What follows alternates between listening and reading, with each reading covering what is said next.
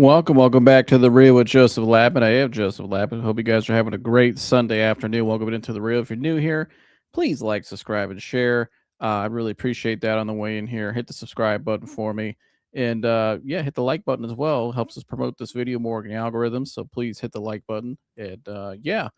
So we're gonna do a whole Browns draft recap today. Obviously, that's the highlight of this video. We're gonna go through each draft pick. Mike's the professional fan's gonna be in the house, give his analysis of each pick, and we'll grade the draft. And I'll explain why this is the new Cleveland Browns, and that we're out with the old and we're in with the new.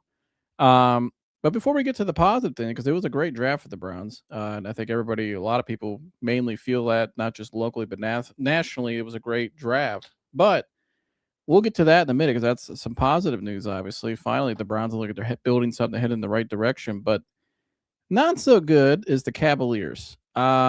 They lost today again in Toronto.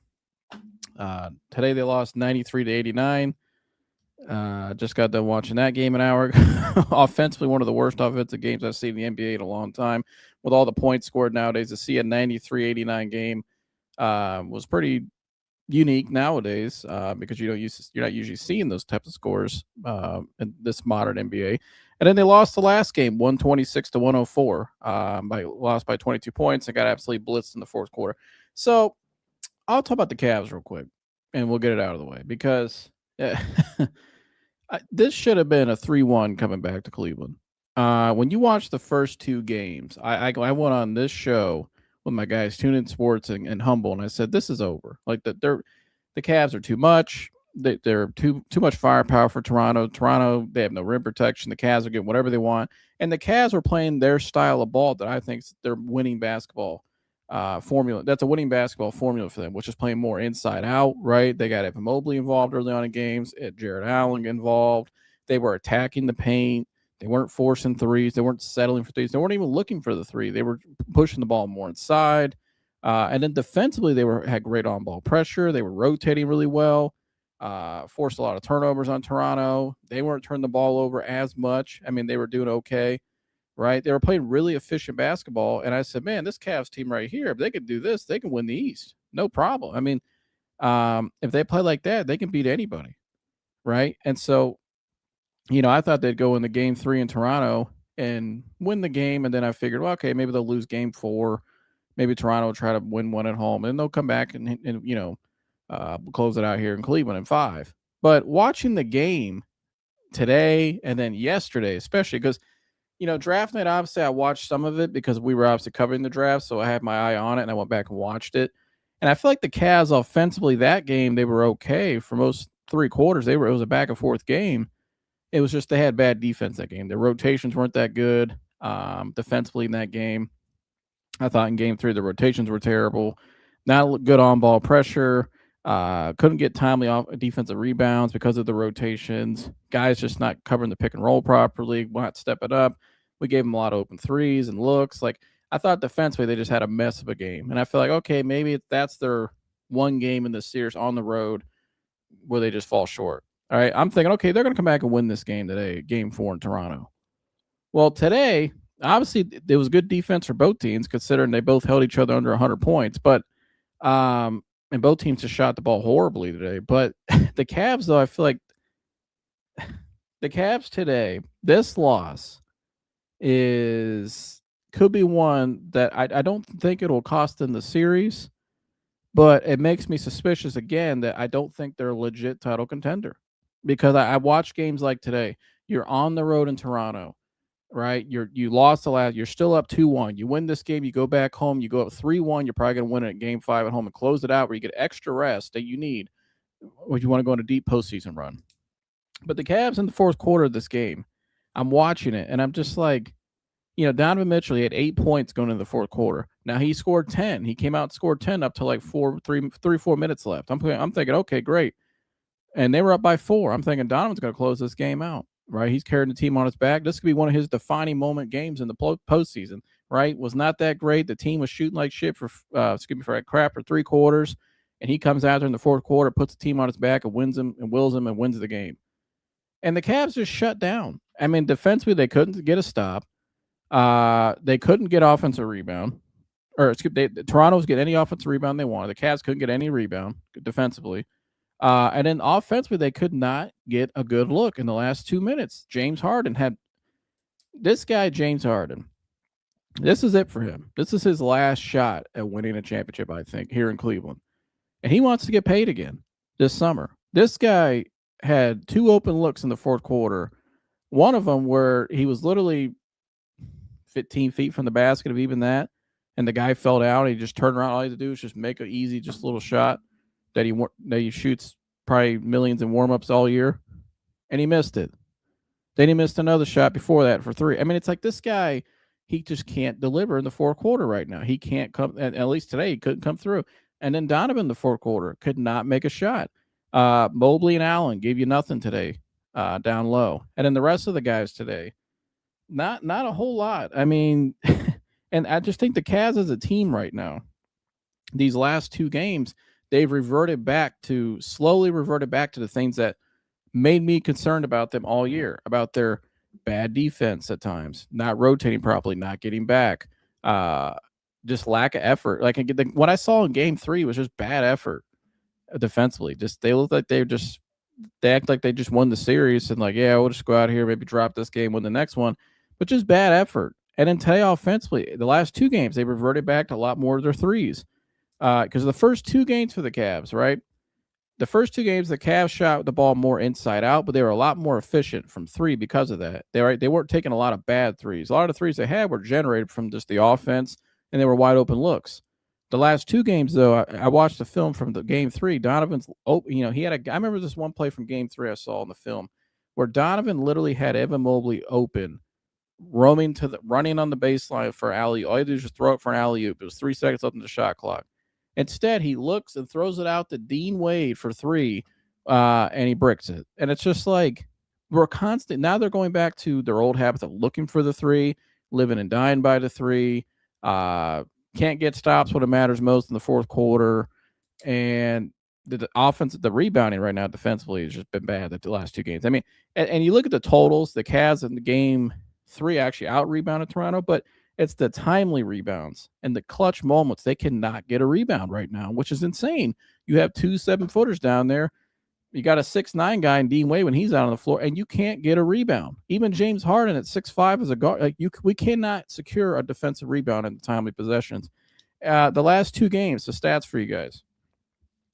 Offensive rebounds, the Cavs have given up 32 to Toronto. Toronto's had 32 offensive rebounds. They had 21 offensive rebounds today. Points in the paint. Toronto's outscoring the Cavs in points in the paint, 210 points to 182. That should not be happening. When you look at the matchups, the Cavs should be dominating them in the paint. But again, Toronto's beating us in the paint, 210 to 182. Field goal percentage for the Cavs the last 2 games, 40%. Today they were 32 of 87. The last game they were 36 of 81. For again, the last 2 games combined, 40% from the field goal. That's atrocious. Not good enough. Let's see. What do we got here? Turnovers the last 2 games. This is another one for the Cavs. This has probably been the biggest problem, I think, the most consistent problem the last 2 games, turning the ball over. Game 3, they had 18 turnovers. Today, they had 22 turnovers, 40 turnovers combined the last 2 games. The last 2 games, these guys have 40 turnovers. 3-point percentage. Here we go. Game 3, they came out and threw up 45 attempts from 3 when they didn't do that the first 2 games. When the Cavs shoot 40 or less threes and play more inside out, that's okay. They're pretty efficient. But when they come out and try to turn into jacket up threes and forcing the threes, like in that game, they shoot 14 of 45. Today, 10 of 40. So the last 2 games for the Cavs, they're 24 of 85 from 3, 28%. Just keep hoisting. Just keep hoisting. And this is where the Cavs cost themselves in series. They can't close the games. They're guys, Donovan Mitchell. Yes, he had 10 points in the fourth quarter, but the most important possessions are the last 2 to 3 minutes of the game. And him or James Harden could not deliver for the team today. Sam Merrill hit a shot over them. And that was a big shot by Sam. But these 2 guys could not deliver when it mattered most. They couldn't get a basket. They couldn't make a shot. And then as a team, they just cannot get a stop. And I think a problem that I see with the Cavs is when your two best players, mainly James Harden or Donovan Mitchell, obviously James Harden, don't always put the consistent effort in defensively, especially James Harden. I just think it sets the temperature in the room for the rest of the team where that, that dog mentality, that just that, that competitiveness that you need, and especially in those clutch moments, they don't respond well to that. They don't rise to the occasion, I think, especially on the road. Because if you want to win a championship, if you want to win the East, you got to win games on the road. You can be game busters at home and be all cool, walk around with your chest out, look at us at home. But when you go on the road and you can't get it done, and you come up small like that in fourth quarter and two back-to-back fourth quarters, the game 3 you got ran out of the gym, and then today, I mean, you just completely fell short in the end. I can't take you seriously as a serious contender. Like, yeah, they'll come home, they'll win game 5, and then they'll go on to Toronto, maybe squeak by and win that game, or they'll come back to game 7 and win. But if you watch the first 2 games, there's no reason this series should even go 6 to 7 games. Not at all. This should have been a 5-game gentleman's sweep. Because when you look at the Cavs roster compared to where they are in their roster, they have some talent on their roster, but where they are in terms of just goals, right, where each franchise is at right now, the Cavs should be competing with these guys. It shouldn't be a series. It should be, hey, let's get these guys up out of here in 5 games and let's move on to the next one. We got, hey, Orlando's up 2-1 right now on the Pistons. Maybe we get Orlando. We could beat them instead of the number 1 seed team to get to Boston, who's also been battling with Philly. Hey, we got a clear path. Like they can't have a clearer shot to the Eastern Conference Finals right now and win it than this year. But the consistency is just not there. I don't see the attitude, the consistency, the mindset. It's just, you see it in the effort. Like the last game defensively, atrocious, like I said. The effort was terrible. And then just Carroll's with the basketball too. 32 40 turnovers in the last 2 games. 22 today, 18 the last game. 40 turnovers in 2 games. And you expect to win this. You want to win a championship with 40 turnovers in 2 games. That's terrible. 24 of 85 from 3 in 2 games, 28%. So you turn the ball over a lot. You keep hoisting threes and you can't make them. And you're getting killed in the paint in the last 2 games.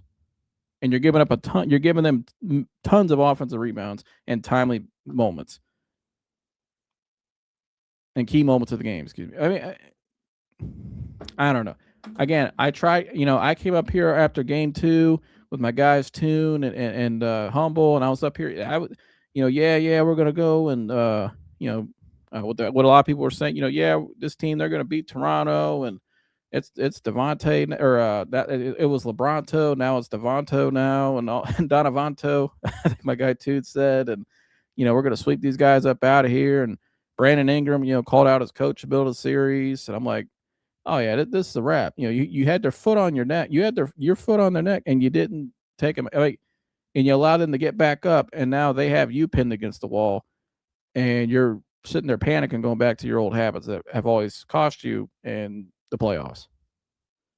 I just don't get it. But again, we were up here throwing a party like, yeah, it was over. And Joseph gave Dean Wade some credit, blah, blah, blah. And here we go.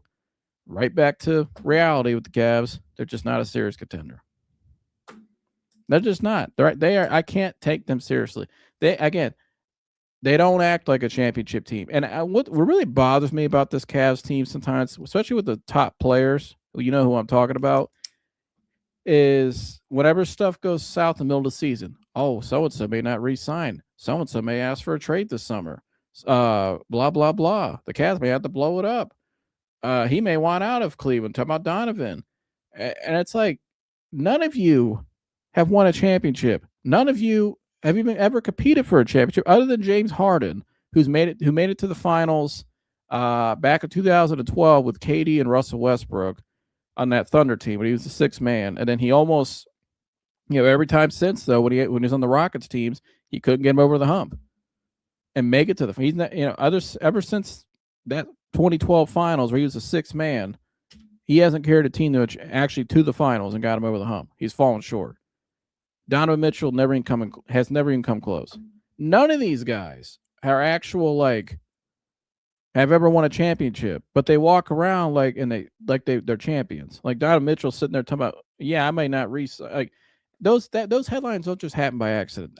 To me, I think that's Donovan's agent putting that out there to keep pressure on the Cavs. Hey, go give me James Harden, go give me this, go give me that. Well, the Cavs went and got you everything you wanted, Donovan. They got rid of Bickerstaff, who still went on to Detroit, and that team's number one team in the East all year. You know, he's still not a bad coach. And then we bring in Kenny Atkinson. And defensively, you've gotten worse. And then offensively, it was supposed to change, but you guys are way too analytical. It seems like you just want to hoist threes all the time. And defensively, you can't get stops when it matters most because defensively they are worse since they fired JB Bickerstaff. Okay, so they're just not a serious team. But again, I look at going back to my point. I look at Donovan Mitchell though. Don't stop walking around. All these guys don't walk around here like you're some like yeah, we know how to win. Like we've won championships. We know how to get it done. We know the formula. No, you don't. You've never won. So my whole point is don't be out there half-assed effort with half-assed effort on defense, and then acting like everything's just cool because we gave them game 3, whatever, and then come out in game 4 and just lay an egg, and not come up with it matters most, and deliver the goods. You couldn't do it. So again, at some point, we got to put the finger at you. It's not everybody else's fault. It's not the coach's fault. It's not, that we didn't have this, the front office, and it's Cleveland. We can't get guys to come here. No, it's you. At the end of the day, it's you and James Harden. Again, Donovan Mitchell and James Harden. All right, it's Evan Mobley needs. He ain't playing like KD like we need him to. He never evolved and blah blah blah. It's on you two at the end of the day. You're the two guys that set temperature in the room. You're the two guys that lead the teams. You're the two guards that primarily handle the ball, and they give you the ball in the clutch moments. You didn't deliver. Now, it's only 2-2. If you win the next 2 games and dominate, flip the script, all right? I'll get back on board. And I think a lot of people, but when we saw these last 2 games, that's not a serious championship contending team to me. So that's what I got from the Cavs. I don't know. I can't do it. Shout out to Adam Hurley. Barry is the best Raptor in the league. Shout out to my guy TPF in the chat. He said, agreed, Barry has been on a fire recently. Shout out to Beast Girls. Harden Mitchell is definitely not LBJ. No, and they're not even Kyrie Irving. They're not even Kyrie in Cleveland. Kyrie in Cleveland was a certified killer. All right, we know LeBron was, but Kyrie was not even had more of a killer instinct than these guys. Kyrie was hungry. Kyrie knew he had to win. These guys act like they've won, and they just act like it's just, oh, well, Again, the first 2 games from Donovan, I saw more of a guy that looked like he was getting that mindset of killer mode. But the last 2 games, though, it's just like you guys cannot come out and have that kind of effort defensively in game 3. And you can't stop coming out and playing just so inefficient basketball offensively, going back to hoisting and turning the ball over like that. Like, get your head out of your asses and get back to playing winning basketball. The East is wide open. Like, it can't be more open ever than this year. And they're just going to let it just another opportunity out the window. It's frustrating. It's frustrating to watch. But that's all I got on the Cavs. That's enough of them. I gave too much time on the Cavs today. Joining me now is the man, the myth, the legend, the professional fan, Sir Michael Antonis. Mike, what's happening? What's up? Mike, you got any thoughts on the Cavs before we move on from them? Nope. Anything? Nothing. Not a thing. Are you just out with the Cavs? Are you done? I've been so focused on the draft, and even after it's finished, watching. Let me ask you this. You heard what I had to say about the Cavs, right? So yeah, based on what I've said today and kind of what happened the last 2 games, what's your thoughts on what's happening right now? I mean, yeah, it sounds like they just got to get their head out of their ass. They got to play inside out. They're good at. They got to get Mobley and Allen open and more, get them involved early, build that lead, and then you can kind of take open threes as the other team tries to stop that attack by crowding the paint. That's all I would do, and hopefully they'll get their head out of their ass. But yeah, no, I've been so engulfed in draft coverage, even after it's been finished, that I haven't even spent any time on the Cavs or worrying about what they're doing, because the Browns just had a fantastic draft, and I've been just reading up on all of our prospects and Well, let's get to it because let's get to the real team in Cleveland. Let's be honest. Again, I love my Cavs, but we all know who the premier team in Cleveland is. It's the Browns. I mean, the Cavs are in a playoff series. My guy turned on the radio Friday morning. The Cavs literally lost a game 3 the night before, and I barely even heard anybody talk about it. It was all about the Cavs, all about the Browns in round 1. Like, we all know it's Brownstown. That's the premier team. That's what everybody wants to listen and hear about, talk about the most. So, let's get to it, Mike. Barry's best draft? I think so, Mike. I think we just witnessed, Mike, Andrew Barry's best draft. Now, obviously, last year you would say because of what we saw, yet the guys still have to go out and produce on the field and show it, right? And I think last year's class was one that definitely produced the best from top to bottom. But I think in terms of draft execution, the way they went about it, Mike, in this draft, the trading back to number 9 to Kansas City, getting that additional assets, and then still getting the pick of the litter, the tackle there, because no tackles off the board even at 9. So they got the pick of the litter, tackle at 9. And then they got their slot receiver finally at 24. So, I mean, now, coming out of Thursday night, that was the one negative, was the Casey Concepcion pick that a lot of people were like, was that a little too high? He's had some drop issues, right? And I was even a little kind of skeptical a little bit. You know, I gave it I think I gave it a B grade because I said, well, the guy's going to help with special teams. He gives them speed and they haven't had. And when you watch his route running is very good. And when he gets the ball in his hands, he's a home run hitter. So I'm like, as long as he can just catch the ball and be consistent, hey, you never know. I think they might have something here. It was very similar to me to Zay Flowers' scouting report, Mike. And we did that draft when he came out. I thought it was kind of similar. And obviously, Todd Monken just had Zay Flowers in Baltimore.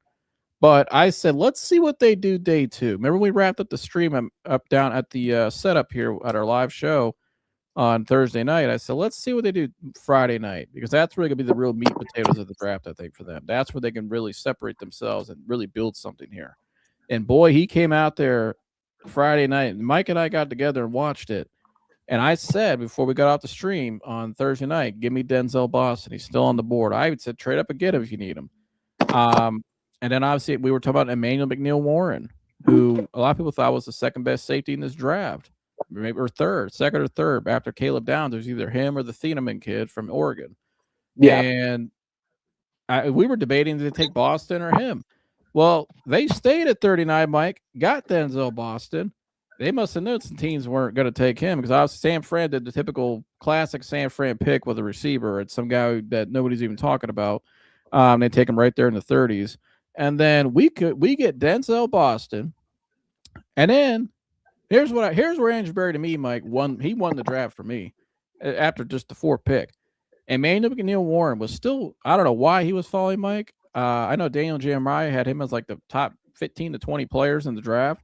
Why he fell, I don't know, but he kept falling. And Andrew Berry didn't just stay pat, Mike. He didn't just stay put. He didn't just try to, do the old patented deep test, the old Browns. I'm going to get to the old Browns in a minute. The old Browns motto, which is trade down, assets, and, value, use the computer and everything, all analytics. No, he said, I'm going to trade up. Yeah, after using the assets that he got from Kansas City, traded back up into the 2nd to get Emmanuel McNeil-Warren. Did I cut out? No. I thought I cut out. Oh, and when he went up and got that guy, I said, that's it. He won it for me, because I finally saw Andrew Berry get aggressive and go get a premier guy that we needed at a position we needed. And then he goes out, hey, you know what? I'm gonna keep building the trend. Let me get another offensive tackle. Let me get another one. And hey, let me get 2 more. Let me get another offensive line. Let me get a center. Let me get Parker Brailsford, who was I think a top 3 center in this draft. He's my 3rd best, but he was my favorite for the Browns. I thought there would be a bigger run on center earlier on. I thought, Logan Jones did go early, but Zach, the Kansas. There was 5 guys that I thought it was Logan Jones, Trey Zune, Parker Brailsford, Connor Liu, and then Pat Cugin. I thought out of Indiana was a quality guy, but he got out and got a center. And then he comes back, let me get this linebacker who's fallen too, is a steal out of Alabama. And then let me go get let me go get this athletic freak at quarterback that is 6'6", 220, a lot bigger than Dylan Gabriel, and give him to a guy like Todd Monken. And then I'm gonna go out and get another 2 tight ends who are athletic. And Joe Royer was an obviously Ohio State product. I know a lot about him. Went to Cincinnati. Very athletic, very raw, has a great raw ability. And then get a blocking tight end, a guy who's a bigger guy, but he put a lot of depth, Mike, in the spots that were needed. He built out the O line, he built out the tight end room, he really built out the receiver room, and then he got the starting safety they were looking for. And then he got more depth in the linebacker spot. So it's like, and then he got a much better backup quarterback, in my opinion. Taylor Green, I think, has a much better pro potential than Dylan Gabriel, just off of skill set and size alone. And so, Mike, I look at the way he executed this draft, but again, that trade up for Emmanuel McNeil-Warren, to me, that was, I think, the best pick that he made because just how he went about it. And we'll get down to each player here in a minute, but just your reaction, Mike, to the execution of the draft. And just, I think this is his best draft, Mike, because of the way he went about it. He was very methodical. He knew what he wanted and he got what he wanted.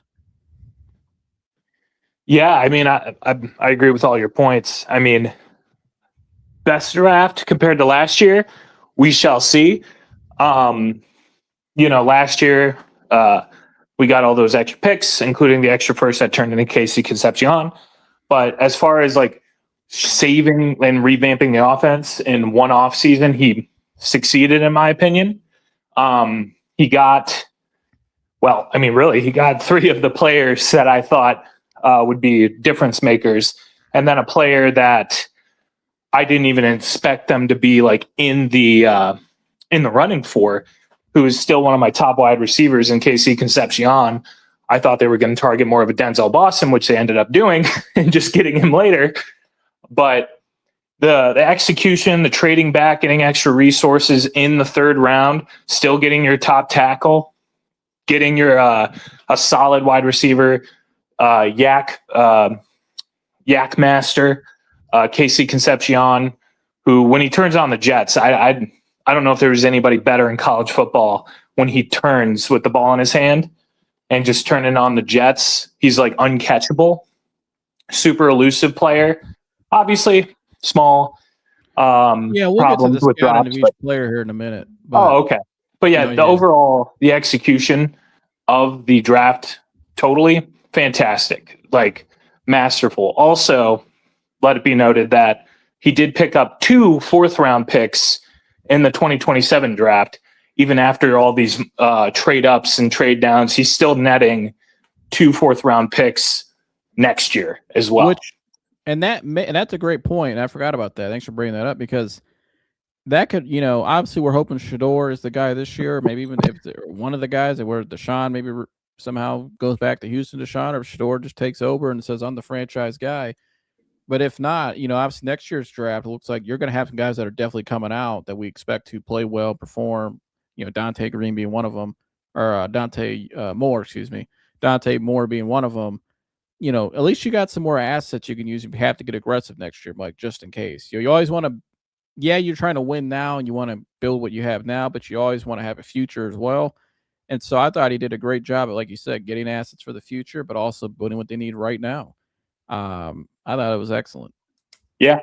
Just the execution of the offseason in general, not just the draft, but the offseason has been phenomenal. I mean, he's given the quarterbacks, Shador Sanders, whoever is starting, the tools to succeed. Like, it's like, here, all right, year 1 was rough. You had 7 starts. We want you to be the guy. We want you to take advantage of it. But, we're also going to provide you no excuses. We're going to rebuild the O-line. We're going to get you some more receivers. Tight end 2's a little weak. We'll draft 2 tight ends. We'll see who works out. Like, legitimately. Like, it's a long way since San Diego, Mike, and I'll get to that in a minute, what I mean by that. Just saying, 1105 says, what's up, Joe and Mike? What's up, just saying? When I first started watching the Browns, I was here for Shador. Now I'm a Browns fan. How about that? So we converted somebody, Mike, into a Browns fan. He's part of the fandom now. Where's my button? He said A plus on draft. So he says A plus. We'll get to the grades from us here at the end when we grade the draft. But it's a long way since San Diego, Mike. And that Long.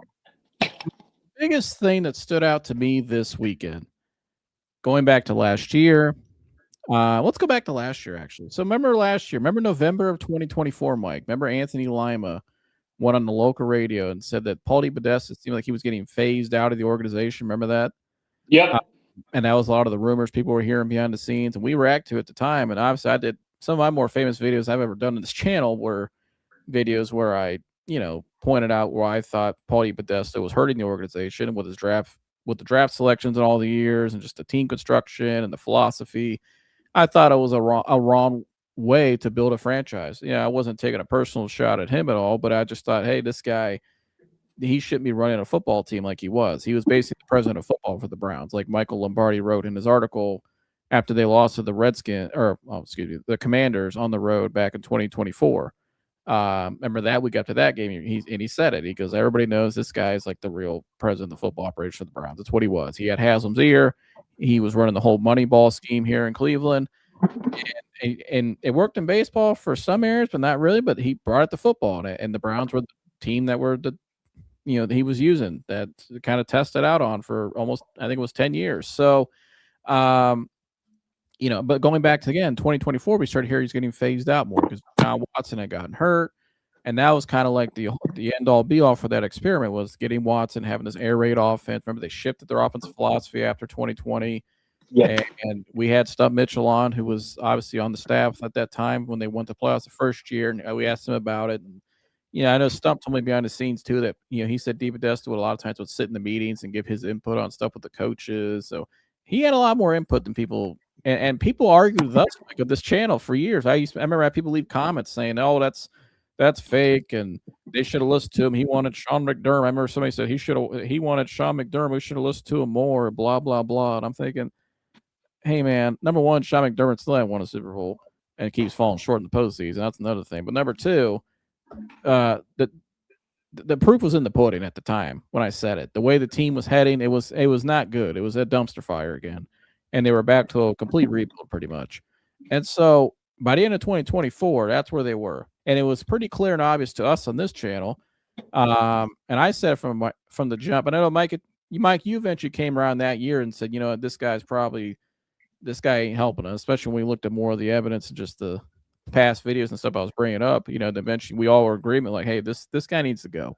And then, after 2024, Kevin Stefanski wasn't having a good year as a coach either. We're like, the development's just not there, but we'll give him the benefit of the doubt for next year in 2025. He again, completely mismanaged his staff in 2024, complete disaster of a season. And then he comes back in 2025 last year, Mike, and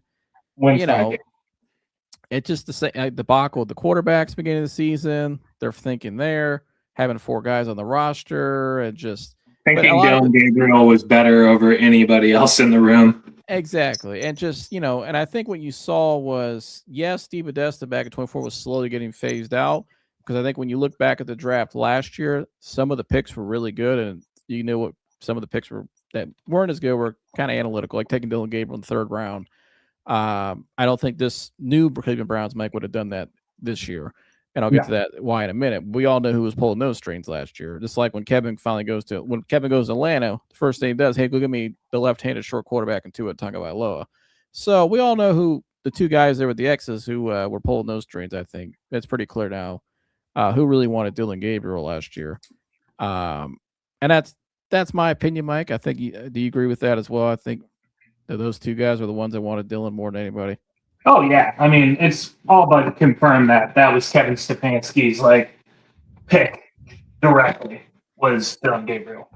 And, again, you guys got to remember when that San Diego Browns regime, some people call it the Ivy League regime, Paulie Podesta was already here, right? They hired Kevin Stefanski first as the coach. Then they hired Andrew Berry. Am I right, Mike?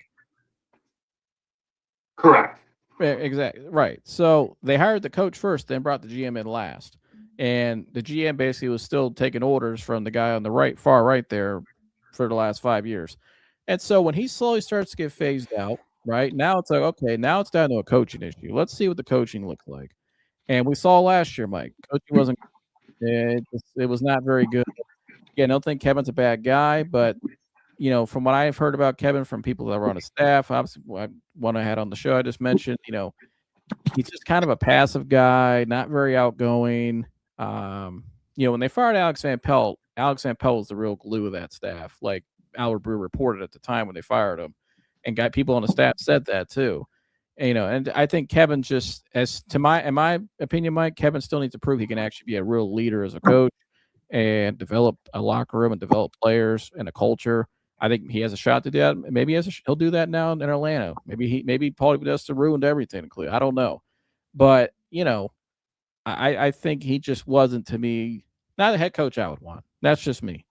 And so now, Mike, obviously Paulie Podesta left and went back to baseball in the middle of the season, which I thought was the biggest domino needed to fall.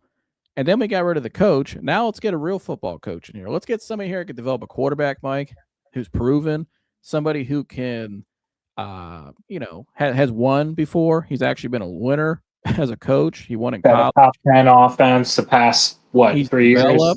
Yeah, he's developed. He took Lamar Jackson to an MVP level, 41 touchdowns, 10 interceptions one year.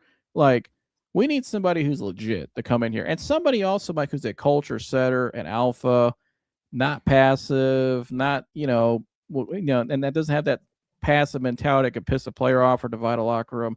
No, this guy, he's gonna be aggressive. He's gonna be one-on-one with you. He's gonna be honest. He's gonna be very direct. All right, but he's a tone setter, a culture setter. He's a developer, and he's just a real football dude. And now we got the new Cleveland Browns, Mike. This is the new Cleveland Browns. Andrew Berry has the full autonomy to do his job, right? And not only does he have the full autonomy to do his job, but he also, Mike, went back to his roots.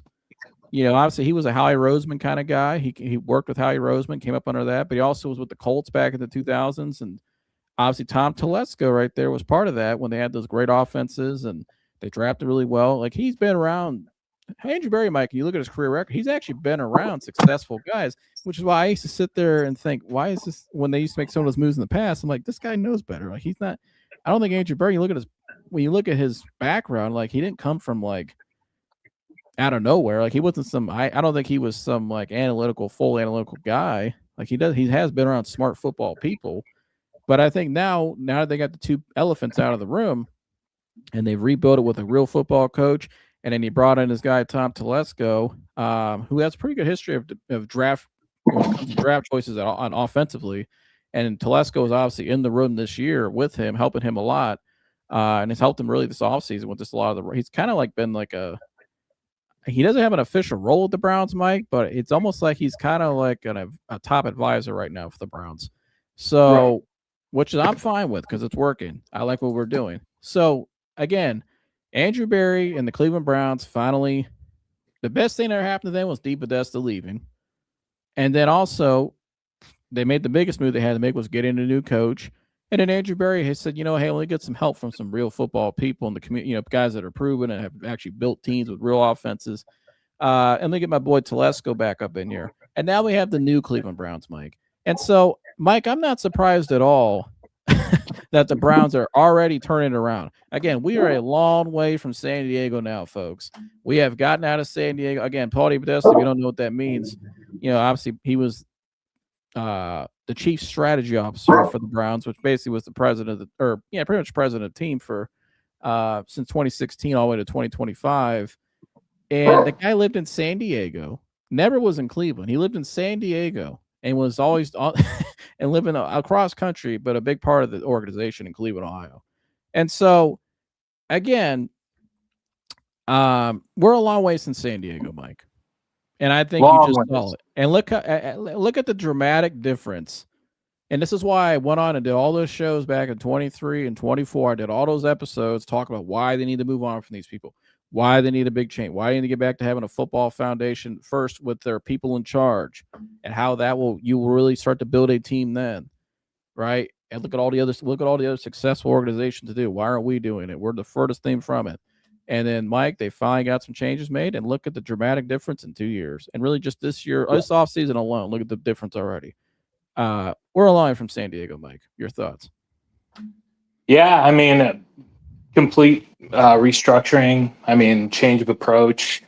I mean, even last year, spending, for a while, the analytics said, was the Joe Woods kind of offense more heavy on DB than up front. And as we slowly moved away from that last year, you spend a top 5 pick on a defensive tackle who looks like he's going to be a superstar. You spend the 33rd overall pick on Carson Schlesinger, which linebacker isn't really a premier position anymore, and ends up being the defensive rookie of the year. And now this year, just actually being more aggressive. You have a coach, like you said, who's a developer, who's a proven winner. You basically hire everybody out of a successful organization like Baltimore, and you get rising stars like Rutenberg as your new DC, who's worked under more hard-nosed defensive guys. It's just been a wild ride. I'm glad Andrews survived it all, because now without that looming over him, like the Stefanski and maybe more his ego, and obviously DePodesta, it looks like Mr. Barry knows football pretty well. He looks very balanced. Like he has a good, like he balances because I'm not anti-analytics. I just think it has a point, and it's good information, but there's a point where it has to draw the line. Like you have to have balance, right? And so, every organization uses analytics in sports, but there has to be a balance, and the best ones have that great balance, and they also have guys who are proven winners in the room, but have that football, just common sense of the sport, and understand it inside and out, and not just in terms of just scouting with your eyes and all that. It's understanding relationships, understanding players, understanding how to manage. There's a lot of things that go into it. And like you just said it, Mike, what we have now, Mike? We have stability for once. It feels like, now again, they still got to go out and prove it, but it feels like we finally have stability. And then we have people with a real vision, and it's a vision that's worked for other franchises in the past, and it's proven. And what that leads to, Mike, a winning culture of development, sustained success, right? And just good football week in and week out. You're consistent. You have a shot every week to win, no matter who you're playing against. That's what we want to get to. But I think the development key is really what I'm looking at, because I haven't seen a lot of development in Cleveland the last 6 years. Really a long time. Really, I haven't seen a lot of development in my lifetime from Browns players because of the coaching. And I just think the debacle the last 2 years of Stefanski mismanaging the staff, the musical chairs and all that with the staff, and just even back in his whole time here, really, he had time. We just completely mismanaged the staff, moving guys around and stuff like Stump talked about. It feels like now, like Mike, like you said, we finally have real stability, and we have a really good staff. I like all these guys' staff. I mean, the most important staff you make as a head coach is your offensive line coach.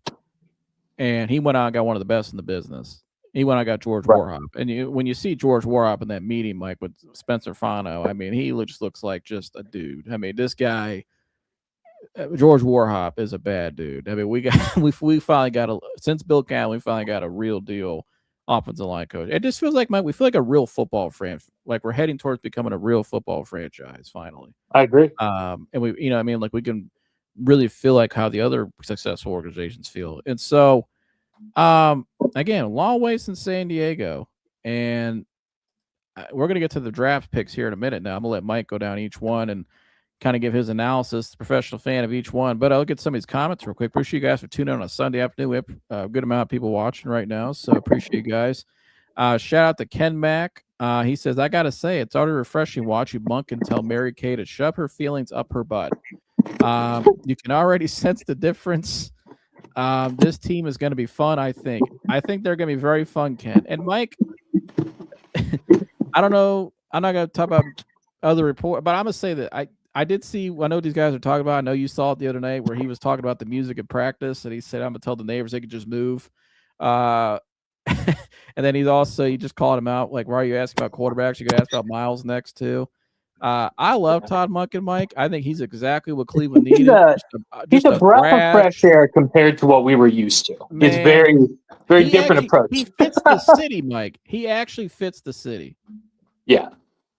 Like he don't give a shit. Like He's the dude I expect to see at the Jack on Dragon Link, on a Dragon Link slot, spending his social security check on a Sunday afternoon. That's Todd Monken, dude. And he'll come up to me. He'll watch me play because I play the Huff and Puff slot. He'll watch me go up to the Huff and Puff slot and play until I get my little bonus. And he'll be like, wow, nice bonus. And he'll buy me a beer. That's who Todd Monken is, dude. He's the guy you see at the slot machines at the Jack. I could take Todd Monken, Mike, in the downtown Akron or Cleveland to like the bars down there, like the Idaho Bar and Grill, great burgers, Old Louie Bar. I could take him down there. He could just walk right in, Mike, sit at the bar, just fit right in. Like he's just an easygoing guy. Like I love the picture when he was standing in his office the day we hired him. When they introduced him, just the baggy jeans and just standing like all right, when do I start? I'm trying to get to work.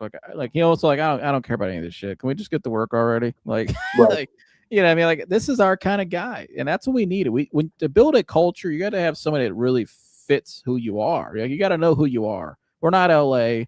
We're not Miami. We're not Dallas. We're not Boston. We're not New York. We're not Chicago. Even we have our own style here. Like this, and that's what makes each city unique.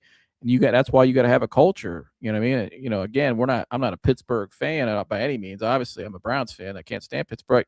One thing Pittsburgh's always had, why they've always been successful, is a culture that's sustained. They built one around their city that fits, and it's who they are. And that's what the Browns have been missing since they built this expansion franchise, really. And so back in '99, and now I think they have the guy, Mike, that actually truly fits who they are.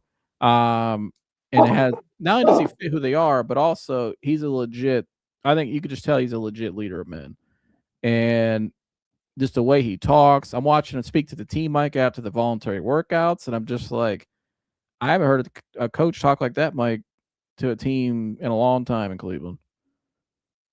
Yeah, I agree. It's been quite some time since we've heard. Yeah, in my lifetime. Again, Mike and I are younger fans in our 20s, but I mean, this guy, man, he is legit, and that's exactly what you wanted as a coach. And he ain't taking stuff from the media, Mike. That's for sure. He's just telling it like it is. Yeah, so, I mean, it's very much, like I said, like a change of pace from what we were used to with Kevin. Yeah. Freddie Kitchens is sending Todd a Pittsburgh started a T-shirt. Shout out to Rowe.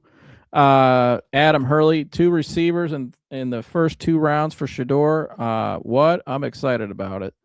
We're excited about it too. We're going to get right to it now, Mike. We're going to get right down here to our evaluation of each player now. So here we go. Again, we give it an A+ draft. Is it Barry's best draft yet? I think it's his best draft, and Mike agrees in terms of the execution of the draft.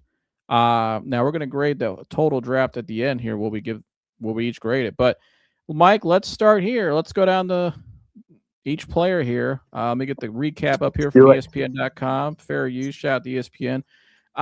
Number 9 pick, Mike, in the first round, Spencer Fano, excuse me. They traded down from 6, Mike, got additional assets to get Spencer Fano.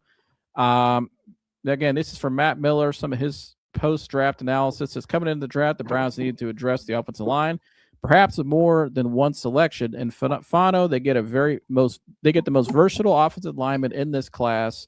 The Browns could use him at left tackle, which Tom Monken already came out and said they're putting him at left tackle, a position he played for one season in Utah before moving to his right tackle spot, which also was a need for the Browns. And it goes on to say some scouts think he might have been the best inside, whatever. But the most versatile lineman in the draft, Mike. Your thoughts on Spencer Fano in the pick? Yeah, Spencer Fano is my favorite overall O lineman. Super freakish athletic, like insane bursts, super quick on his feet, like rare quickness. I think he ran a 4.9, which for an O lineman is crazy. Can play guard, can play tackle at either part of the field. Hell, he could play center if you put him there. Just insane talent and their number one guy on the board that they got after trading down. Yeah, I think what was impressive about the pick, Mike, and you obviously see the highlights here. He's a dude. Like he's very physical. His footwork is awesome for his size. His ability to move laterally, obviously on pulls, pulling up to the linebackers. He can go east, west, north. So, which is what you want. But his foot speed is really impressive to me as a former offensive lineman myself. His ability to move his feet, get from to his spot, and also his hands are very good too. He has a lot of pop with his hands. He's able to really seal guys and open up the holes like right there. Once he seals you, it's gonna be hard to get back around him because his feet are so quick too. He can just move with you. And one thing too, when you watch his hips, there, he's able to turn his hips and seal that block is very impressive in the run game. I think in the run game, to me, Mike, that's where I'm most impressed with him, just how physical he is and his quickness and ability. But then in pass pro too, he's very good. Again, his feet are what's most impressive about him, and in his hands. And those are the two most important things to me that I look for. Do you have good feet, right? Can you get from from your start to your drop when you set on your block, and then like right there, and then your hands. And his hands are very good. He gets guys in a phone booth and he don't let them go. And he has good pop on his hands when he hits guys. So I think this is a great pick, Mike. I think you're looking at a guy who he has potential, Mike, with his talent. Especially with George Warhop, that's the most important thing. The biggest thing to me is George Warhop. This guy's got one of the best offensive line coaches in the league for the last X amount of years working with him and developing him. Mike, he could become a consistent All-Pro if he wants to be. I think he's that talented. Yeah, I agree. I mean, Bono is. I mean, he's going to be the immediate left tackle. Has all the talent to be a immediate impact player and. All pro if he keeps up the work and gets to where I know he wants to get to. I know people are a little concerned about him starting at left tackle after so long. I will tell people, do not worry. This dude is just like I said, like an athletic freak. The Browns did measure his arms when he went in for the top 30 visit. He does have normal length arms for a left tackle, so he's not undersized. Don't got to worry about that. And I think he's going to be an immediate impact player, A+ for me. And as a former lineman myself, and I know the position pretty well, I would say Spencer Fano, Mike, I like what he said at his introductory press conference. Yes, arm length obviously is important, but you said he has a standard arm length. But I think feet is more what I'm looking for nowadays. We've seen a lot of bad offensive line play here, Mike, in the last 2 years. And a lot of it was guys that could not move their feet properly. They overset a lot. They would just get beat inside. They would get beat on stunts all the time because they couldn't move their feet. And they didn't have good coaching. And I think now you have good coaching, and you have a guy like this who has great feet for an offensive lineman. And that's a final set. He goes, yeah, you could say my arm length isn't as long as some guys, but he said, ain't nobody had the feet like me. They can't. I can go toe to toe with anybody with my feet, like with my quickness. And he ain't lying. Like right there, look how he just finished that block. The physical. I mean, and how he pulls it to the backer so fast. Like his feet are really impressive for his size. And so he does have an elite trait for an offensive lineman, and that's his foot speed. Like his footwork is just really fun to watch for an offensive lineman like myself. Moving on though, Mike. Now we have Casey Concepcion. He was the 24th pick, and I will get that up here right now. Again, the 24th pick. The Browns stayed at 24, Mike. They got 5'11", 196. Casey Concepcion. And the post-draft analysis was, despite Omar Cooper Jr. still being on the board, the Browns stick to their pre-draft expectation and take Concepcion. So he was obviously very high on their board. He had some drop issues last season, 10.3% drop rate, but he makes up for it by turning design touches in the backfield and screen game into explosive gains. Concepcion has the sort of quicks and route running and tackle breaking ability that was supposed to make Jerry Jeudy a star. He'll easily slot in as a Zay Flowers-esque wide receiver one and new coach Todd Monken's offense. Obviously, Zay Flowers, Mike, was just with Todd Monken in Baltimore. And so your thoughts on Casey Concepcion? Yeah, I'm a big fan of Casey Concepcion. Fun fact, one of only two Texas A&M wide receivers to ever be taken in the first round, the other one being Mike Evans. But I'm a big fan of KC. His drop percentage is actually less than what Zay Flowers was. And then I know people were concerned about that.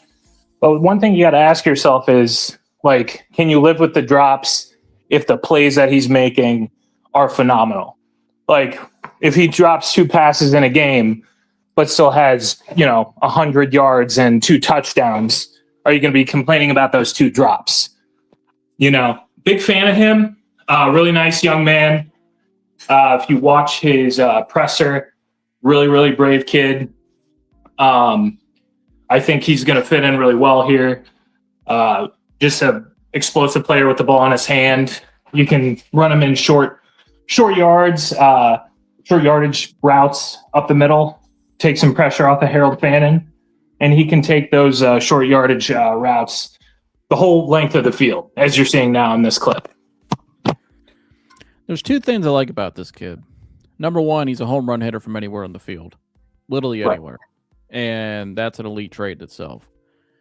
The second thing I like about this kid, Mike, why I think Todd Monken liked him. Yeah, he has some Zay. It's kind of similar to Zay Flowers, obviously, and we know that's what his offense needs. And they haven't had that kind of slot guy since Jarvis Landry. And Jarvis didn't have that kind of speed, but Jarvis obviously was great at what he did.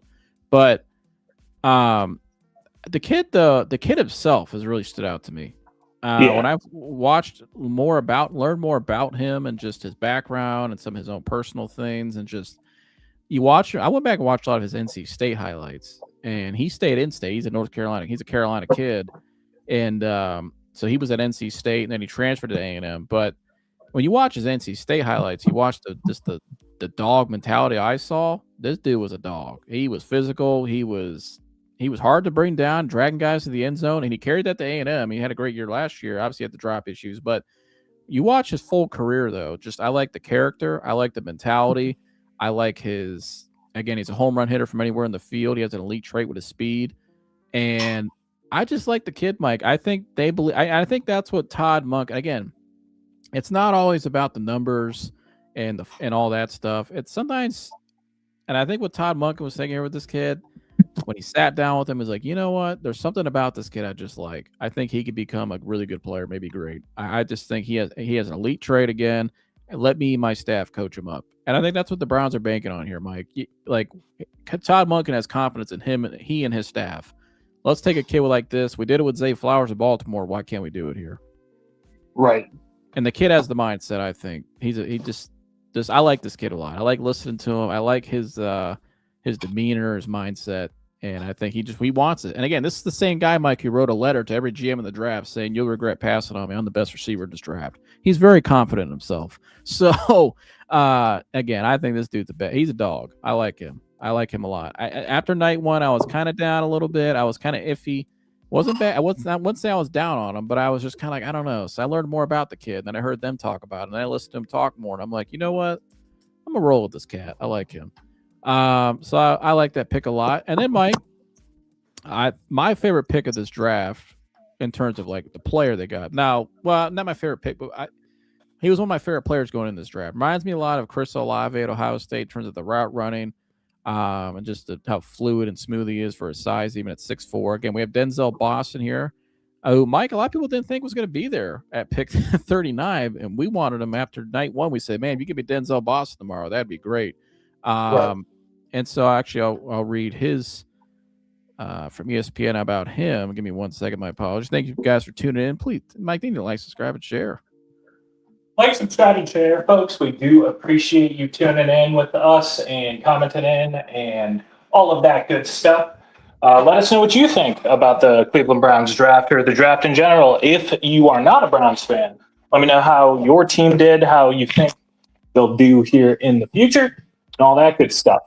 And the post-draft analysis on Denzel Boston was the Browns selected Casey Concepcion in round 1 and doubled back to select a big body receiver in round 2, which is what they needed, Mike. They haven't had that big body X in a long time. They got the X now, who's big and fast and he's versatile. He's very smooth, very good route runner. We knew receiver was a need for them, for this team, but the double dip this early is a mild surprise given the presence of Jerry Jeudy, Isaiah Bond, and Cedric Tillman, who has 1 year left on his deal. None of those players individually good enough to prevent a second round pick, but with needs on offensive line, even after drafting Spencer Fano, deciding to go for a second receiver over a second lineman is a surprise. I wasn't surprised, Mike, because this guy was a bona fide first round pick, in my opinion, and they got him at pick 39. That was a steal. Steal of the draft, possibly. But your thoughts on Denzel Boston, Mike? Yeah, big bodied receiver. I know you mentioned Chris Olave with Denzel Boston's route running and how he is, and his size. He kind of reminds me of a T. Higgins, maybe a Drake London kind of player, somebody who can separate, but also he'll just like beat you with his size in general. I was a big fan of him coming out of Washington. I think we got, two first-round talent wide receivers, and we got one in the second, so you can't complain or anything about that. I'm very pleased with the pick. Yeah, this guy again. He's the big X they needed on the outside at the X position. I think this guy, his route running is very fluid. His body control is really good. Great body control right there. I mean, he's a nightmare in the red zone. A lot of teams in college could not stop him in the red. Most nights, every game he played in, he was a nightmare in the red zone for the other team. That's at the top of the scouting report. And then right there again, he can run a deep ball. He can run intermediate routes. He can run a comeback. He can run a dig. He can run just a fly route. Like, he can do everything. A post. You can just throw it to him one-on-one. He's just very fluid. He reminds me of Olave, Mike, because Olave, for his size, he wasn't as big as this guy, but he was just very crisp. Like, he was always open too. You know what I mean? At great hands, great body control, could make the sideline catches if he wanted to. Was just very smooth, like just very fluid and very smooth. That's what I see with this guy, like right there. I mean, that's just a hell of a catch right there. A guy smothered all over him, backpedaling on the sideline and gets a foot in bounds to get the touchdown and hold on to the ball. I mean, that's pretty special. And then right here too, he has the ability, you can put him on a bubble screen and he can take it all the way up to about 15, 20 yards. This guy, he was a steal, Mike. He was definitely a first round pick. I know of some people, I saw some rankings in this draft, Mike, because there's some pretty good receivers up top there. I saw one person who had him at the number 2 receiver in this draft. They thought he was that good. So, the fact that the Browns got the slot, Mike, and then, they got the big X too. What do you think about that tandem right there, how they complement each other? I mean, that's going to be your tandem of the future. KC coming out of the slot, but he also can line up outside. Denzel Boston as a true X receiver who can utilize his size. And then you obviously have Harold Fannin Jr. and Isaiah Bond, who I think are going to be major contributors in the offense. But I love the tandem. I'm glad that we got both of them. Didn't think we would, but super excited about it. Shout out to BS4U Scoot. He said, nice. He said, I think Monken influence changed everything in a short time. You can feel it. I totally agree, Scoot. Great point. That's what we were saying earlier. Todd Monken is definitely developing, establishing a culture in that building in Berea, that's for sure. Robert Coates says DB Michael Coates Jr., UDFA 4.3 40-yard dash, led NCAA in pass deflections, press man corner. Talk about it. Are you related to Michael Coates, Robert? But do you know anything about Michael Coates Jr., Mike? I do not. But he a 4.3 UDFA, so he's a Blazer, and he led the NCAA in pass deflections, press man corner. Talk about it.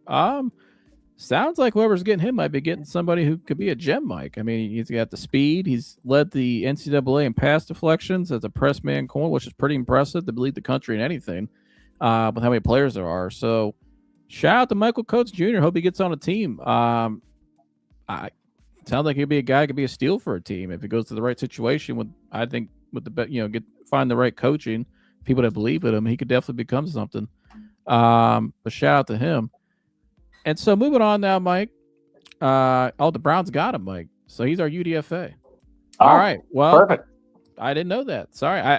We were so caught up with the draft the last 2. I took a break since the last the last selection they made, guys. So I did not look at all the UDFAs yet. Mike will probably do that on the Professional Fan here this week, because I know Mike usually like to look at that and go over that. Yes. But we got him, Mike. So I'm happy. So Michael Coates Jr., welcome to Cleveland. I'm based on what I'm getting my scouting report here from Robert Coates. Hey, I'm happy he's here. We might got a gem there, Mike. We needed some speed in that secondary too. That was one of my biggest things when I watched the film breakdown last year. some of the secondary laps, they need some more speed. So, thank you. No, thank you, Robert. And if you are related to Michael, shout out to you guys. That's pretty awesome to make it to the NFL, and we appreciate you for tuning in, and thank you for telling us about Michael Coates. And I'll be keeping an eye on him for sure, rooting for him. Shout out to Michael Coates. Shout out to our boy Humbles. Everybody drop a like. America's the best in the country. America's the best in the world. Happy to have everyone watching. Shout out to Humble. Appreciate Brett for holding down the chat. As always, go subscribe to Humble Man MMA, all my UFC MMA fans out there. He'll keep you up to date on all things MMA. But yeah, what to do, Michael? I like to what to do to Michael Coates. Do some of that when you're a professional fan when you go to UDFA. Yeah, I'm going to do a whole UDFA breakdown probably within the next couple of days. So he will be on the docket for sure. We'll make him number one. How about that? We'll make him number one. Because I'm actually intrigued now. I'm gonna go watch more of his highlights. When I have time tonight, I'm gonna go watch some. But thank you for tuning in. Back to the draft picks though, to keep it moving. Mike, they came back. This was my favorite pick of the draft, Mike. Not because the player they got, Mike, where they got him. I thought this guy was a first round talent, at least a top 40.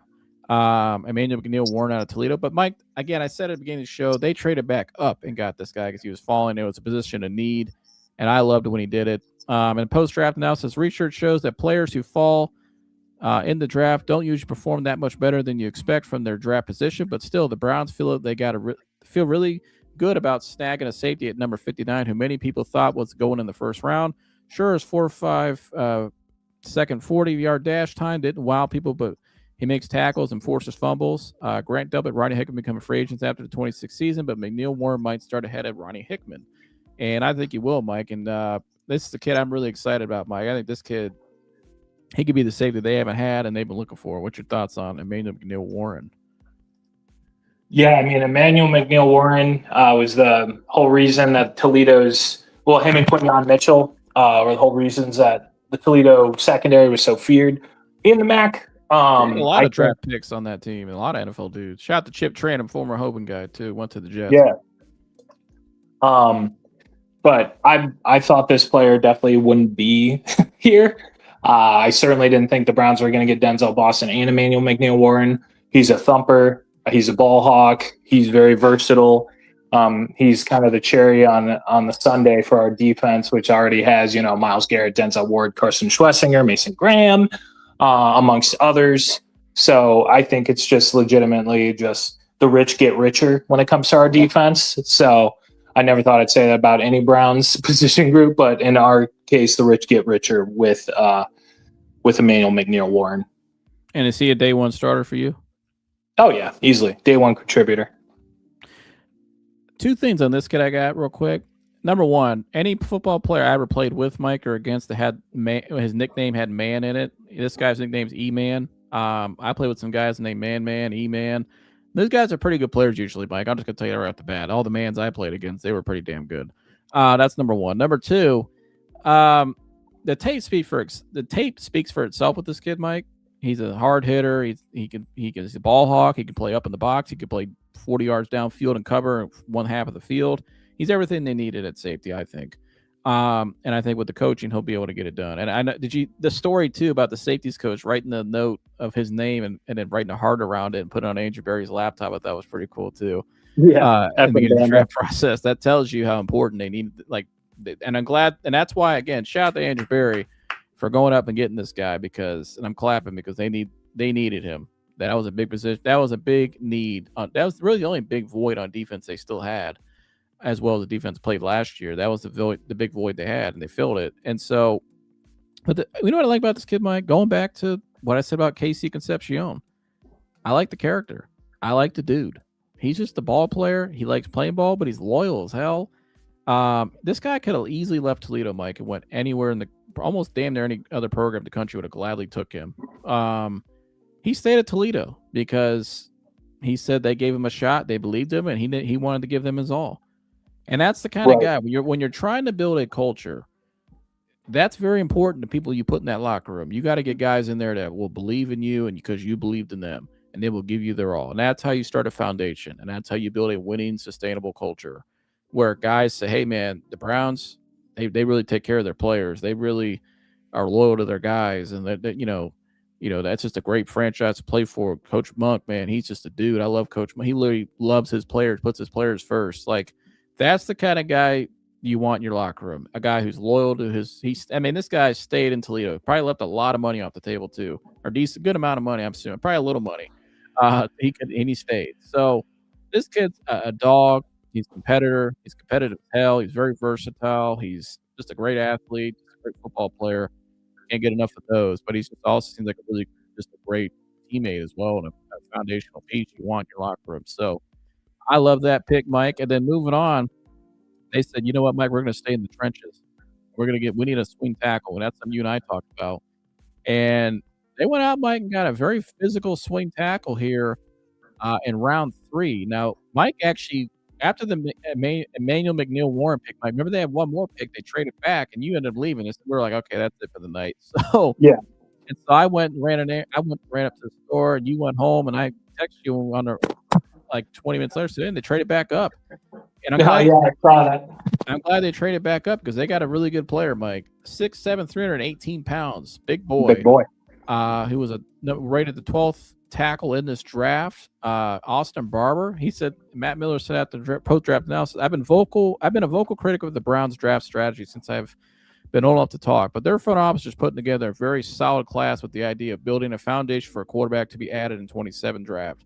Barber will join first rounder Spencer Fano on the offensive line, and he could help be a year one starter. At either man, I need some water. At either you start to get cottonmouth. They were talking for after like an hour and a half, but starter at either left or right tackle, given his experience at both spots in college. Just like Fano, Barber's 39 college starts, so he's got a lot of starts, Mike, a lot of experience, which I love. Will help him see the field early, but he has to clean up his punch timing and lower body technique. Again, that's where George Warhop comes in. So, Mike, they got a guy with a lot of experience, great physical traits, big boy, and he's just a dog. I know you love this kid, Mike, and why did he sell you once you saw his phone call? Oh, it's just a call. He's ready to go. Yelling superlatives on the call. He's ready to do whatever's asked of him. Whether it be swing tackle, maybe he's a long-term solution at right. After Titus Howard did just turn 30 and signed for a 3-year deal, but maybe he's the long-term solution there. Maybe they move him to right guard after Elton Jenkins is only signed for 2 years, but really good player, but can even develop into an even better player under Warhop the next couple of years. This has George Warhop written all over it to me, Mike. Again, the kid seems like a dog, or like you said, just his mentality. I'm sure when you interview guys, that's why you interview people, because you get to kind of get a feel for them. I played in the SEC, obviously going against big boys in the trenches every week, athletic freaks. And he played pretty well, Mike. I mean, you look at his tape, he was solid. Again, what was the stat on him, Mike, you had? About how many sacks he gave up in his career? I think it was a pretty... Do you have that number still? You told me about it. You there, Mike? Is Mike in the building? We might have lost Mike for a second. Mike told me a stat. I think this guy, you look at his career starts, though, he didn't really give up a whole lot of sacks. He was a pretty efficient player. But again, what I like about him, his hands, I think his hand play actually isn't that bad. He's physical. That's what I like about him the most. I just see the raw ability there, the size. Again, I think with George Warhop, again, this is why your offensive line coach is the most important position that you hire, because it's the most unique position that you're going to develop on those guys. They're the most unique kind of athletes because they're so big, and there's a lot of technical side of things to the offensive line play, a lot of studying and IQ, and I think that's why it's the most important position coach you got to hire as a head coach. And so again, this to me has George Warhop written all over it. I think he sees a guy here with just raw ability and who produced in college, has a lot of starts, a lot of experience, had some pretty good tape, and played in the trenches in the SEC each week. I think that's a great pick, and I'm glad they came back up and got him. And so, yeah, that's what I got on him. Mike, are you back? Can you hear me? Yeah, I got you now. Okay. Big fan of the pick. All right. So, you got any final? What was the stat, though, Mike? Do you remember that stat you told me about how many sacks he gave up? I think it was Uh, 0 in like 350 snaps or something like that. yeah, It was something a crazy. pretty great stat. That's Stat. pretty, and that's when you told me that, I'm like, that's pretty impressed because people don't realize how hard that is. Like, I mean, that's extremely hard to be that efficient. But I love that pick, Mike. And then moving on, Mike, they doubled back down. You know, we said before the draft they needed a starting center, a guy who could become a starting center. And I think there was, 3, 4 guys in this draft that I really liked. I know that you liked. We said it was, Parker Brailsford, Logan Jones, who went before that pick. Actually, he went before the Austin Barber pick. Logan Jones, Trey Zune, Pat Cugin, Connor Liu. Those kind of guys. And I know you like Parker Brailsford from the jump, Mike, and I like Brailsford too. I thought he was really good. I think he's a guy who also could be a little versatile in the interior if you need him to be. Yeah. 6'2", 289 pounds. They got him in the 6th round, 146 pick. It says Brailsford started 27 games for Alabama following Coach Kalen DeBoer from Washington. So he followed DeBoer from Washington. He measured a bit undersized at the combine, but plays stronger than his size suggests. Brailsford combines very good footwork, quick hands, situational awareness to be competent.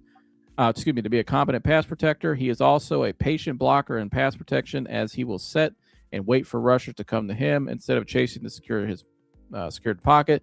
Brailsford easily passes off and picks up blocks. His punch is quick and strong, and he does a good job when anchoring. As a run blocker, Brailsford plays with great determination and utilizes a low center of gravity to create leverage. He has very good quickness, change of direction when climbing to the second level. So, as a former center myself, Mike, there's 3 things I look for. Number one, with your IQ, and I'm pretty sure this guy has a good IQ to play at Alabama. Number 2, his last part there is what I really focus on. To me, when I'm looking at center, what's your quickness? Are you able to pull and get from the second level or get to the outside? I think his tape shows that. I'll put that up here in a minute.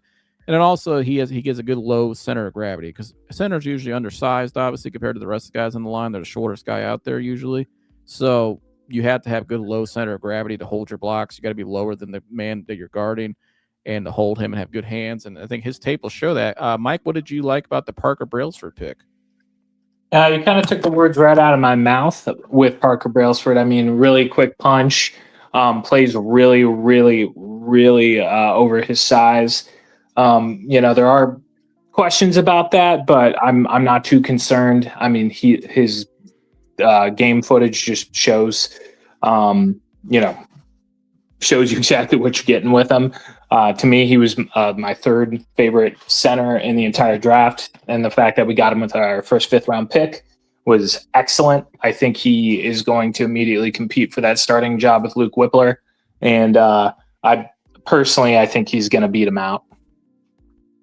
Yeah, I think Luke's pretty good. I think when he's healthy, I think he has still the ability. But Parker, obviously, he's very dominant. And I actually think his size, I actually think it's kind of ideal for an interior guy. Because I know everybody always looks at each lineman the same. When you can't look at each lineman the same, your interior guys actually want to be a little more stockier, a little more quicker with their feet in terms of and have that more power at the punch because it's a phone booth battle inside the interior there. Obviously, your tackles you want to be built a little differently, a little taller, a little longer. Be able to move their feet when they drop back and pass pro and stuff, and be able to pull. But I think for an interior guy, he has everything you want: the physicality, the size, the stockiness, and just the feet. He has really good feet. He can pull to the second level pretty well, and he's pretty physical, Mike. I like this right here. How he picked that stunt up right there. You can tell he's a very good IQ as well, and he just looks like a dog. I like him. Again, I'm seeing the trend here. I'm seeing, Mike, is just dogs and guys that fit the culture you want to build. Yeah, I agree. So we like the Parker Brailsford pick. Do you think he's a starter year 1, Mike? Yeah, right? I'm like 60-40. Okay, so 60-40. I think he will be. I like Luke Whippler, but I think they're kind of moving on from the old Mike and in with the new. And this kid's healthy, and he's I think he's one of the, like you said, we both see he was one of the better guys in his position in the draft, and so I thought that was a pretty good steal there, Mike, at 146 too. I didn't think he'd last that long, and he really showed out the combine too. I mean, some people came away impressed with him. And then moving on though, Mike, they needed some tight end depth. Obviously, David Njoku's gone. We have Harold Fannin, obviously, who I think is going to be an absolute superstar of a tight end, but they need a little more depth. And actually, no, excuse me. But they got a linebacker. I keep forgetting about this guy, Mike. Let's go to the Yeah, linebacker. Justin Jefferson. I'll Excuse go me. over him I am right so quick. Justin Jefferson, 6', 223. He finished the 2025 season as the Crimson Tide's second leading tackler. He plays light on his feet and is quick to diagnose plays. He shows sound eyes on film, particularly against misdirection. And he does, and it talks about his good acceleration. He's physical. He looks like these new he's these linebackers, Mike, that you want that are just very rangy, fast, physical, can really tackle well, versatile. He's 14th ranked linebacker in the class. Mike, what did you like about Justin Jefferson? Not the Yeah, he's receiver, the linebacker. the linebacker. Yeah, he's an athletic freak. Like he's super, super fast. He has really, really quick, explosive feet. Gets downhill quick. I think this is a project for Jason Tarver. But I mean, if there's anybody that can develop a linebacker in the NFL, it's Jason Tarver. And I think, if they can develop him, he's going to be a huge contributor on special teams immediately. But he's going to slot into that rotation really quick. Mahmoud Diabite is gone in a year, I think. So they needed more depth in that linebacker room. And I think Justin Jefferson's a great player to have that depth. Obviously, you sign Quincy Williams in the offseason, you have him for the next 2 years, but they're going to continue to add to that room for more long-term solutions besides Carson. Yeah, versatile, good depth, very good tackler and physical. I think that's what you're looking for there. So I like the pick a lot. What Elgin is the starting center? Rusty Wagner says. Do you see? What about Elgin Jenkins, Mike? Do you think he'll be the starting? Elgin Jenkins is going to more than likely be your starting right guard. Even Monken has said they see him as more of a guard. He did play center for a time in Green Bay. They kicked him to center after they had trouble filling that spot. But Elgin Jenkins is at home at the guard position. That's where he, made Pro Bowls. That's where he had the best production in his career was at guard. So I think he is your solution at right guard for now. My mom says, hi, Joseph, Mike. Great show. Love you both. Hi, George. Too, Mom. He said they already said that's his spot. They did not. All right. So I don't know. We'll see. I think they'll find out in camp who's going to be the starting center. I don't think anybody's got a guaranteed spot right now at that spot. Shouldn't leave. I don't think they should at least. I think they should let them just battle it out. But right. We'll go through these last three here real quick, Mike. Joe Royer, again, they needed tight end depth. They got it. With Joe Royer, Mike, obviously an Ohio State guy initially. I know a lot about him. Very talented kid, a lot of raw ability. And then he goes to Cincinnati last year, 416 yards, 4 receiving touchdowns, 6'5", 247 pounds. What do you think about Joe Royer? Great tight end too, I think. Needs a little bit of development. Already a good blocker. Needs some development in the pass catching game, but I think, spend time in that room. I think he'll find some success next to Harold Fannin. He's going to be mainly a blocker in your gap run scheme, but I think he has a lot of upside in the pass game as they continue to develop this young team. Yeah, I have a little insight with Cincinnati. I talked to somebody the other night that is plugged in there and knows what's going on there. And they said he's a dude. He's just very, very talented kid. I know when he was at Ohio State, even from people there, he was always, very intriguing to a lot of people there. They thought he was going to be a tight end, one there one day. He was very talented. I think he's an Ohio kid too. So I think Joe Royer has always had a lot of great upside and raw ability and talent. And I think he's a guy who's going to he could be developed into a perfect tight end too, Mike, behind Harold Fannin. He could do a little bit of everything and just a really athletic kid and very versatile. So, and what you can do with him and stuff. So I like that pick a lot. And then Mike, they took a quarterback. Now, I think we kind of expected them to take a quarterback, Mike, in this draft. And in terms of Dylan Gabriel's probably got his way up out of here. And so they needed that guy that can hopefully develop into a long-term backup. This kid, Taylon Green out of Arkansas, 6'6", 227, so a lot bigger size. And I'll read his analysis real quick. It says Green is one of the most intriguing players in the draft class with his combination of size, speed, and athleticism. As a passer, he has an elongated throwing motion. He has kind of like a three-quarter release a little bit, kind of Phillip Rivers-esque. He has the arm strength to make all the throws, but does not consistently drive the ball downfield. His ball placement is inconsistent. Green puts the ball in harm's way too often, throwing 20 interceptions in his first 2 years. It's 2 years at Arkansas, But on the film, you see his eyes downfield when maneuvering the pocket. He has good pocket awareness, but he will take unnecessary sacks when he trusts his ability to extend the play too much. Sacked 59 times for Arkansas. Green is an extremely dynamic runner on both design runs, and when escaping the pocket, when the play breaks down, he outruns pursuit angles and has the speed to take it the distance. If he can clean up his delivery and his smart and his decision making, he has a chance to compete at the next level. And his comp to him, Mike, was Justin Fields. And so, if this guy could develop into a, he says, I like him at tight end too. I do too, Rusty. I like him a lot. I'm talking about Joe Royer, but this kid, Mike, I'm very fascinated with because he has a lot of raw ability, and his combine testing was off the charts. He just destroyed the combine test for a quarterback, one of the better ones I've seen in a while. Maybe since Anthony Richardson. Now, I don't want him to be Anthony Richardson, a quarterback. I think he can develop into something better, maybe with Todd Monk and Mike, but they got time to develop this kid into a solid backup. And who knows, you never one day, like Andrew Berry said, you can invest in that position enough because we've seen in the past, Mike, the Browns, you might get in a position where this guy has to play a couple games for you and maybe you have to be solid and help you win him. So what's your thoughts on Taylon Green? Yeah, I think fun developmental prospect. He's a 6th-round pick.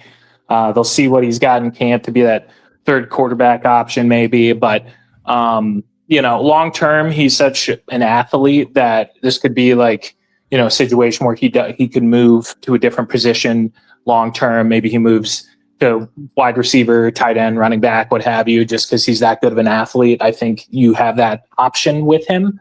So I don't think you have to keep him at quarterback, but they're going to try him out there and see what he's got, see if they can develop him as a solid, rotational quarterback, solid backup.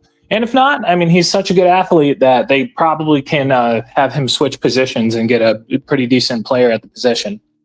Yeah, that's what our boy Dan said the other night too in a text. He's like, man, if this guy if he can't play quarterback even, but at least you got a guy here who could be a hell of an athlete possibly. Like, he is a hell of a football player in terms of just athleticism and just he reminds me a lot of my boy I got to shout him out, same number too, my guy Tylen Boykin Juice, who was at Hoban 2 years ago, went to Eastern Michigan.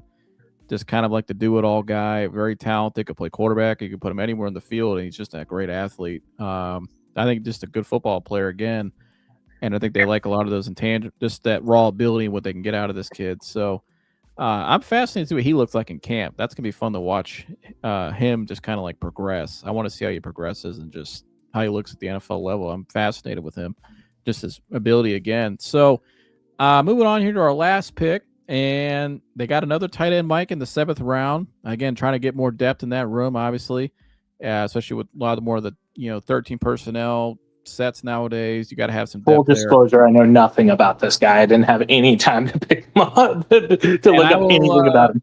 And his analysis, Mike, isn't a lot, so I'll read it real quick. 6'4", 250-pound Carson Ryan. Look at that stash, Mike. He's got a stash right there on that. Got a great mustache. Got a great mustache. Ryan had prior stops at Utah and UCLA, so his third stop was BYU, so he transferred around before ending his career at BYU.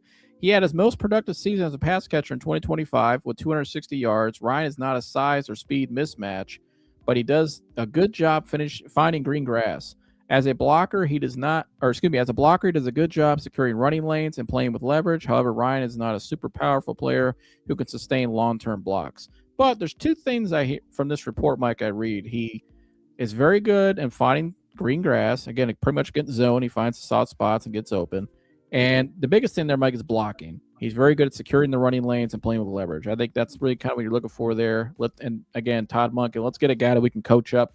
They maybe could become what we need him to be, Mike. Your thoughts on the Carson Ryan? You know a little bit about him, the pick. Hope he can get coached up. Maybe he turns into a fullback. I don't know. Yeah, that's what I focused. Let's look at some of his highlights here. I want to see some of the blocking. You see him here in the receiving end of things. Not the fastest guy, but again, he's a tight end, but he takes it all the way to the house right here. So that was a good play. But here he is, Mike, kind of that H-back position a little bit. The Wayne position, not H-back, Wayne position, excuse me. Showing his ability to be a receiver in that spot. Again, yeah, I think you hit the nail on the head, Mike. This guy, he's kind of like your classic Wayne. Tight end Wayne, fullback, he can do a little bit of all that. You maybe run him up, pop him out on a wheel route every now and then if you get the right matchup. Maybe call a little wrinkle. Here's his blocking ability right here. Again, nice seal on the block. That's kind of what you look for. Damn, threw that dude in the ground. Blocking right here again, pulling out. Block and press and release. Yeah, Mike, you hit the nail on the head. He's kind of just really good wing. Again, here he is right here, pulling to the backer. Good block. That's kind of what you want to get out of this kid. So I think, Mike, watching this kid, because I'm like you, I didn't watch his film either, but reading the scouting report and then looking at his film, I think he's kind of a scheme fit, Mike, is what I'm getting. What I'm kind of getting here. He's a good scheme fit guy that can coach up. So I like the pick again. But there you have it, folks. That's the rundown of every player from this draft. Shout out to the Browns in the draft again. Shout out Cleveland. Great draft. Could go down as Andrew Berry's best draft ever. We shall see. And again, shout out to all the new draftees as well. Guys had their dreams fulfilled over this weekend, so that's always fun to watch. So shout. Absolutely. Congratulations to all the young men out there. Mike, your final grade on this draft? I'll give it an A+. I think it's deserving of an A+. You got four players that I had a first round grade on. You got my third best center. You got a lot of long-term developmental guys that could turn out really well. Last year I gave it an A because of there was a couple picks I wasn't really like crazy about. This year I don't dislike a single pick. So I'm going to go A+. Yeah, I'm going to go A as well. I think, again, the execution of the draft, my favorite, again, the way they moved up and got Emmanuel McNeil Warren, the way they moved up and got him, and just the way they built out the depth at the key positions. And just, I thought it was a great draft, A draft all around. And they got 2 4th-rounders for next year as well. So they got more additional assets. I think it was an A draft as well. So shout out to the Browns. But shout out to all you guys for tuning in today. Yeah, absolutely. Thank you for all of the people. And yeah, shout out to you guys. Mike, you want to tell me to like, subscribe, and share? And also, they got your show coming up this week too, The Professional Fan. Yep, and I will be covering the UDFA signings on The Professional Fan. The Browns usually do very well in the undrafted free agent signings. Obviously, last year was probably the encapsulation point was Isaiah Bond, who's going to be probably a starter here for a very long time. The Browns are very, very productive in the undrafted free agent signings. So watch out for that. But folks, thank you so much for joining us. Great show today. So many new commenters in. If you haven't already, please subscribe. It helps us out a lot. Leave a like, share the video. Helps us out in the algorithm as we continue to grow the channel. So thank you guys so much. We love you. Absolutely. We love you guys. Yes. Like, subscribe, share the good stuff. I'm saluting out of here. Mike, what are you doing? Cleaning my cabinets. All right. So that's his post-draft celebration. We will see you guys next week. We're out of here. Gone. Later.